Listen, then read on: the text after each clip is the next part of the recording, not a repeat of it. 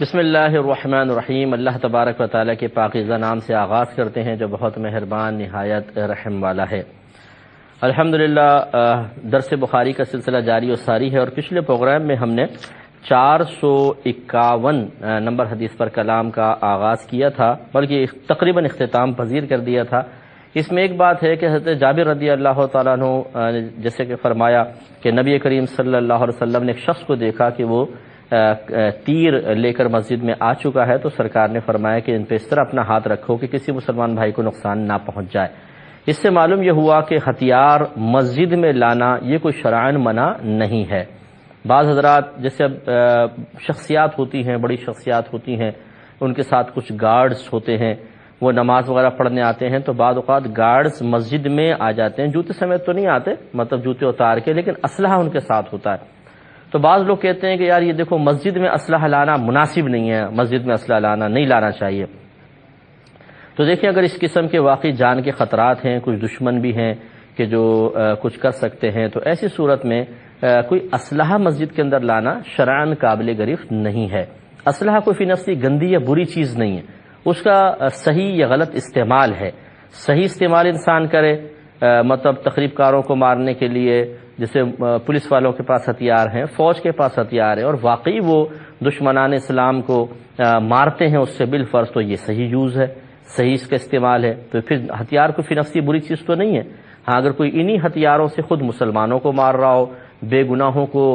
بیچاروں کو ہلاک کر رہا ہو، یا لوگوں کو لوٹنے کے لیے استعمال کر رہا ہو، تو اب یہ اسلحہ پھر بھی برا نہیں ہے، اس کا استعمال برا ہے۔ جیسے نوٹ فی نفسی کوئی بری شے تو نہیں ہے نا، کوئی اگر حرام طریقے سے اس کو کمائے، حرام جگہ خرچ کرے، تو اس کا یہ کمانے کا معاملہ اور خرچ کرنے کا معاملہ یہ ہے قابل گرفت۔ نفس نوٹ کے اندر کوئی خرابی تو نہیں ہے، اسی طریقے سے یہ ہے۔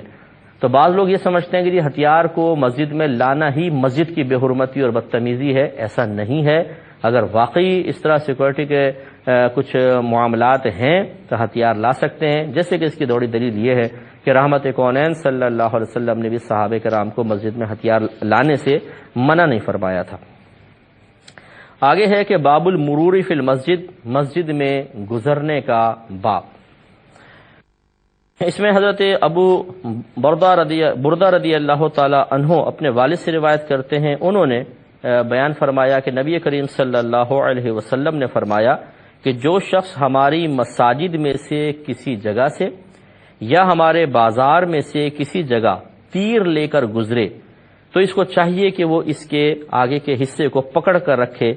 کہ وہ اپنے ہاتھ سے کسی مسلمان کو زخمی نہ کر دے۔ اب اس حدیث میں دیکھیں اور توسیع ہے ذرا، پہلے مسجد کا ذکر تھا، اب مسجد کے علاوہ بھی کہیں پر بھی گویا کہ رحمت کونین صلی اللہ علیہ وسلم اس حدیث کے ذریعے مسلمانوں کو اس بات کی تلقین کر رہے ہیں کہ تمہارے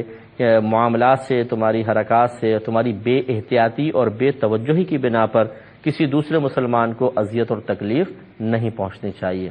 لہذا جب نادانستہ طور پر تکلیف پہنچنے کو سرکار ناپسند فرما رہے ہیں، تو پھر جان بوجھ کر اور دانستہ طور پہ مسلمانوں کو اذیت دینا یہ کس طرح جائز اور روا ہو سکتا ہے؟ ایسے لوگ آخرت سے ڈریں کہ وہاں پر کوئی سپورٹ کرنے والا نہیں ہوگا، کوئی پیچھے پارٹی کھڑی ہوئی نہیں ہوگی، کوئی طاقت نہیں ہوگی، کوئی مطلب وہاں پہ کمزور نہیں ہوگا، بلکہ یہاں کے کمزور وہاں پہ بہت زیادہ طاقتور ہو جائیں گے، اور پھر ایک ایک چیز کا حساب دینا ہوگا۔ دنیا میں اتنی ہی خطائیں کریں کہ جس کے عذاب بھگتنے کی انسان کے اندر طاقت ہو، اور یقیناً سی بات ہے کہ ہم میں تو ایک گناہ کا بدلہ سہنے کی طاقت نہیں ہے، اللہ تعالیٰ اپنے کرم سے معاف فرما دے تو بہت بڑی بات ہے۔ اور ہم یہ بھی نہیں کہیں گے کہ جو ایسا کر رہے ہیں وہ ضرور پکڑے جائیں گے، وہ ضرور جہنم میں جائیں گے، وہ اللہ تعالیٰ کی مشیت پر موقوف ہے، چاہے تو مظلوم کو ظالم سے راضی کر کے ظالم کو نجات عطا فرما دے۔ ہم کون ہوتے ہیں یہ حکم لگانے والے کہ ہم کسی کے جرائم کو دیکھ کر یا بری چیزوں کو دیکھ کر یہ حتمی حکم دے دیں، 100% شیورٹی کے ساتھ کہہ دیں کہ یہ تو جہنم میں جائے گا۔ یہ بالکل غلط ہے۔ یہ اللہ ہی بہتر جانتا ہے کہ جنتیوں والے کام کرنے والا کیا واقعی جنت میں جائے گا، یا دوزخیوں والے کام کرنے والا واقعی دوزخ میں جائے گا، یہ اللہ ہی بہتر جانتا ہے۔ بعض اوقات معاملہ بالکل برعکس بھی ہو جاتا ہے۔ تو ضمناً یہ ایک بات میں نے عرض کر دی، حالانکہ ہمارا موضوع نہیں ہے، کہ ہمیں گناہ گار کے گناہ سے ضرور نفرت رکھنی چاہیے، خود گناہ گار سے نہیں۔ اور یہ فیصلہ کہ کون جنت میں جائے گا کون جہنم میں جائے گا، یہ اللہ تبارک و تعالی ہی بہتر فرماتا ہے، اسی کو معلوم ہے کہ کس کے اعمال کیسے ہیں اور کس کو کہاں داخل کرنا ہے۔ آپ کو مجھے قدرت و اختیار حاصل نہیں ہے کہ ہم کسی کے بارے میں یہ حکم لگا دیں۔ ہاں ہم اپنا خیال یہ ظاہر کر سکتے ہیں، یوں کہہ سکتے ہیں یار اس کے اعمال ایسے ہیں کہ بس اگر اللہ تعالیٰ ناراض ہوا تو لگتا ایسا ہے کہ جہنم میں جائے گا۔ یہ میں بھی والی بات جو ہے لعل، جس کو اردو میں شاید کہتے ہیں، کہ اگر اس نے ایسا کام نہیں چھوڑا تو مجھے لگتا ایسا ہے شاید یہ جہنم میں چلا جائے، یا ہو سکتا ہے جہنم میں چلا جائے۔ یہ ایک الگ چیز ہے کہ اس میں شک ہے، ظن ہے، ہم یقینی طور پہ ایک بات نہیں کہہ رہے۔ تو اخروی معاملہ کسی کے بارے میں بھی ہو،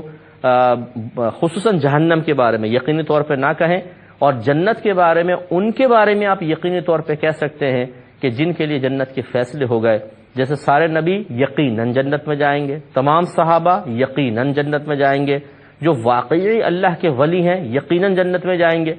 باقی ہم ان کے نیچے درجے والوں کے لیے حسن ظن قائم کر سکتے ہیں کہ جی جو علماء ہیں، مفتیان کرام ہیں، اللہ کی رحمت سے میں امید ہے کہ وہ جنت میں جائیں گے۔ یقینی طور پر ضروری نہیں ہے کہ ہر عالم جنت میں جائے، ہو سکتا ہے کسی معاملے میں گرفت ہو جائے، اللہ تعالیٰ معاف فرمائے، لیکن بس یہ ذرا احتیاط کرنی چاہیے۔ بعض لوگ بڑے جوش میں آ جاتے ہیں، خاندان کے اندر لڑائی جھگڑا ہو گیا، محلے کے اندر ہو گیا، ذرا ہم نے داڑھی رکھ لی ہے، مسجد میں نمازی بن گئے ہیں، تو وہ معاذ اللہ ایسا لگتا ہے کہ جیسے قدرت کا قلمدان ان کے ہاتھ میں آ گیا، جس کو چاہتے ہیں لڑائی جھگڑا ہوا اور جہنم میں بنا دیا 2 منٹ میں، تم جہنم میں جاؤ گے، بچو گے نہیں۔ یہ فقیر کی زبان سے نکل گیا ہے۔ ارے بھائی تو فقیر، تمہیں ایسا مقام کہاں سے مل گیا کہ آپ لوگوں کے لیے جہنم کی وعیدیں بیان فرمائیں؟ یہ نبیوں کا ہی کام ہوتا ہے کہ نبی اللہ کی عطا سے، وہ بھی نبی اپنے پاس سے بھی نہیں کہتا، جو اللہ تعالیٰ اس کو وحی فرماتا ہے اس کے مطابق وہ کسی کے لیے کہہ دیتا ہے کہ یہ جہنم میں جائے گا، یہ جنت میں جائے گا۔ باقی آپ کو ہمیں کہاں سے اختیار ہو گیا؟ تو عجب و خود پسندی میں مبتلا نہ ہو، تکبر میں مبتلا نہ ہو، اتنا بڑا پن نہیں دکھانا چاہیے، تھوڑا سا نیچے رہیں تو زیادہ بہتر ہے۔ تو اس سے معلوم ہوا کہ مجھے بھی غور کرنا چاہیے، آپ بھی غور کیجئے کہ ہم کسی طریقے سے اپنے مسلمان بھائیوں کے لیے باعث تکلیف نہ بنیں۔ اگر بن رہے ہیں تو اللہ کی بارگاہ میں توبہ کر لیں، جس کے لیے بنے ہیں اس سے معذرت کر لیں، اسی میں بہتری ہے۔ اگلا باب ہے باب الشعر فی المسجد، مسجد میں شعر پڑھنا۔ حضرت حسان بن ثابت انصاری رضی اللہ تعالی عنہ سے مروی ہے کہ وہ حضرت ابو ہریرہ رضی اللہ تعالی عنہ سے گواہی طلب کرتے تھے۔ کس بات پر؟ کہ میں تمہیں اللہ کی قسم دیتا ہوں، کیا تم نے نبی کریم صلی اللہ علیہ وسلم کو یہ فرماتے ہوئے سنا ہے کہ اے حسان، رسول اللہ صلی اللہ علیہ وسلم کی طرف سے جواب دو، اے اللہ اس کی روح القدس سے یعنی جبریل امین سے تائید فرما۔ حضرت حسان پوچھتے تھے آپ گواہی دیتے ہیں کہ ایسا سرکار نے کیا؟ تو حضرت ابو ہریرہ رضی اللہ تعالی عنہ نے فرمایا کہ ہاں ایسا ہوا ہے، بالکل ہوا ہے۔ تو معلوم یہ ہوا کہ اس روایت میں یہ نہیں ہے، ورنہ حضرت عمر فاروق رضی اللہ تعالی عنہ نے ایک دوسری روایت میں ہے کہ حضرت حسان بن ثابت رضی اللہ تعالیٰ عنہ کو مسجد میں شعر پڑھتے ہوئے سنا، تو آپ نے اس کو ناپسند کیا کہ آپ مسجد میں شعر پڑھ رہے ہیں، تو انہوں نے پھر فوراً یہ اب آگے یہ روایت ہے کہ حضرت ابو ہریرہ سے کو بلایا اور کہا کہ ذرا آپ گواہی دیں، آپ گواہی دیتے ہیں کہ خود سرکار نے مجھ سے یہاں پہ شعر پڑھوائے ہیں؟ انہوں نے کہا ہاں ایسا ہوا ہے۔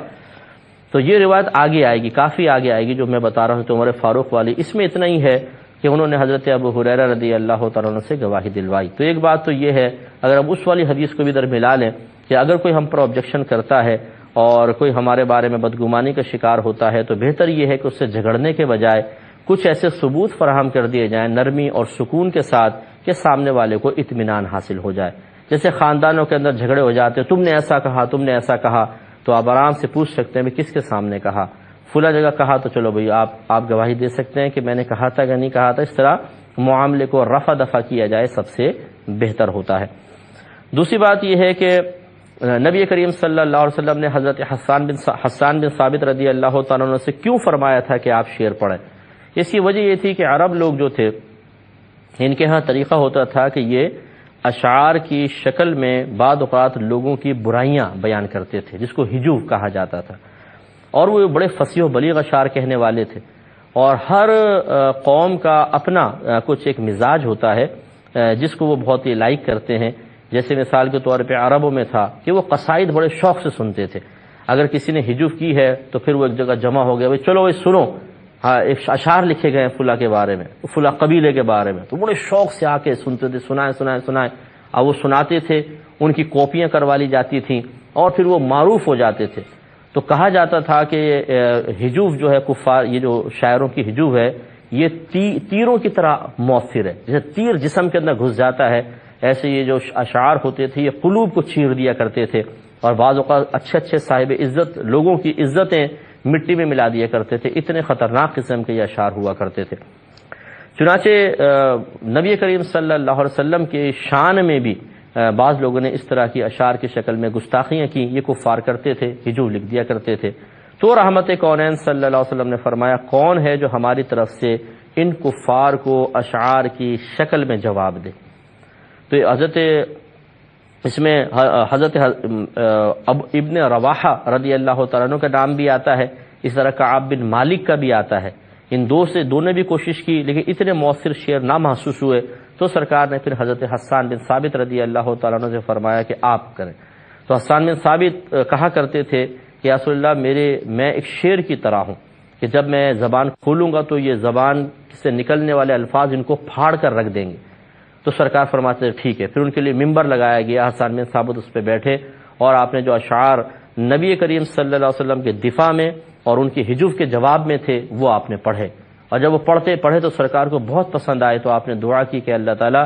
جبریل امین کے ذریعے حسان بن ثابت کی مدد فرما، یعنی ان کو اور الہام فرما، ان کو زبان کی روانی عطا فرما، ان اشعار کی تاثیر کو بڑھا، کیونکہ یہ تیرے نبی کے دفاع میں لکھے گئے ہیں۔ یہ اصل معاملہ تھا۔ تو اس سے چند مسئلے معلوم ہوئے۔ ایک مسئلہ تو یہ ہے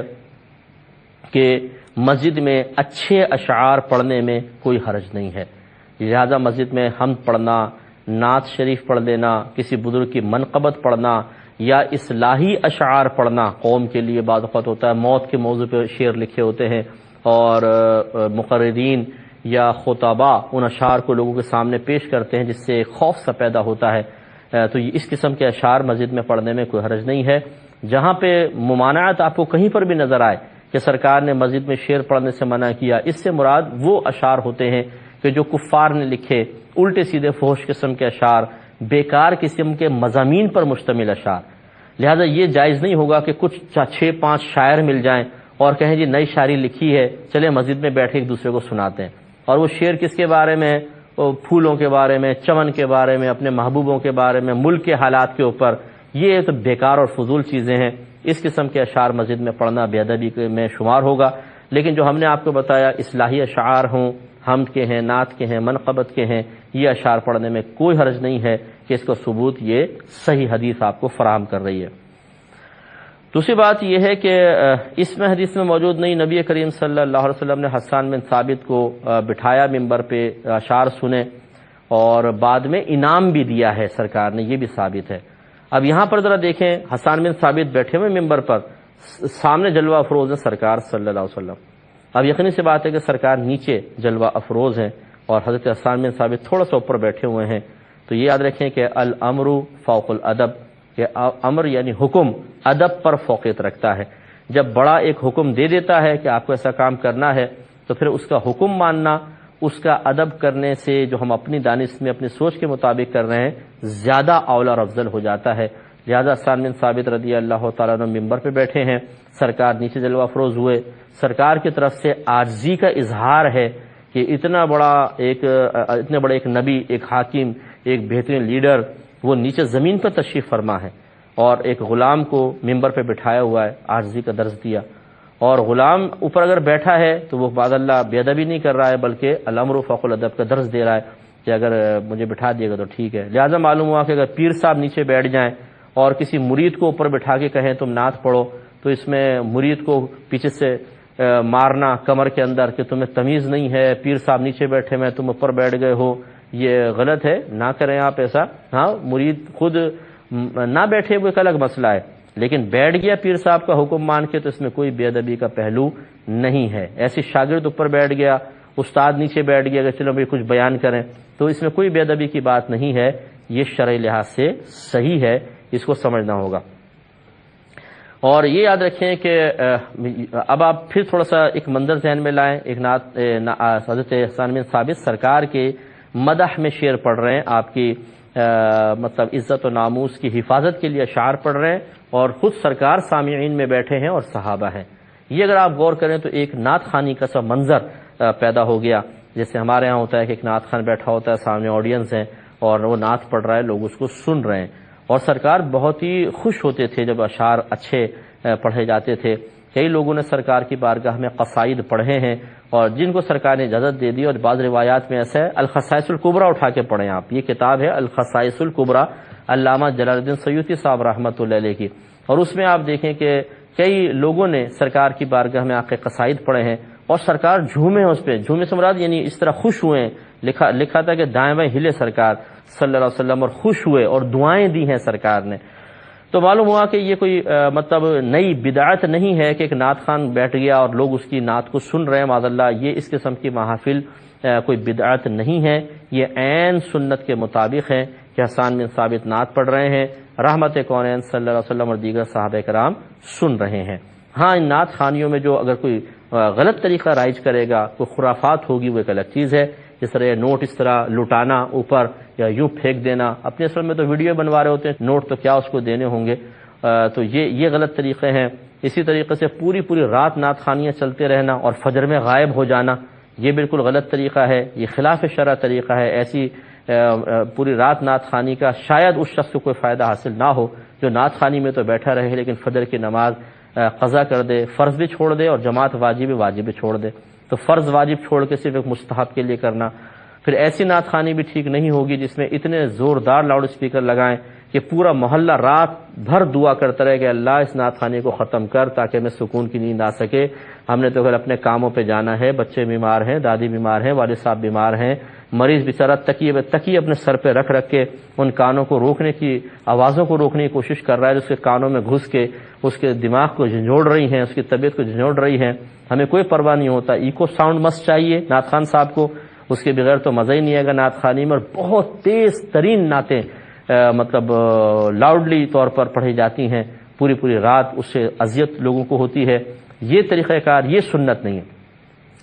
یہ اس کو اگر کوئی کہے کہ ہم یہ نعت خوانی سنت کے مطابق کر رہے ہیں، یہ سنت ہے، تو وہ غلط کہہ رہا ہے۔ نعت خوانی ضرور سنت ہے، لیکن ہم نے جیسے آپ کو پہلے بتایا کہ پھر اس سنت کی ادائیگی بھی اسی طریقے سے کریں کہ واقعی وہ سنت رہے، وہ مطلب بدعت میں داخل نہ ہو جائے۔ اگر ایسی نعت خوانی ہو جو لوگوں کے لیے باعث تکلیف بنے تو وہ مناسب نہیں ہے کہ آپ اس طریقے کو اختیار کریں، اس کو بدلیں، طریقہ تھوڑا سا بدلیں، وقت مناسب پہ شروع ہو اور بہت ہی اچھے وقت پہ ختم کر دیں۔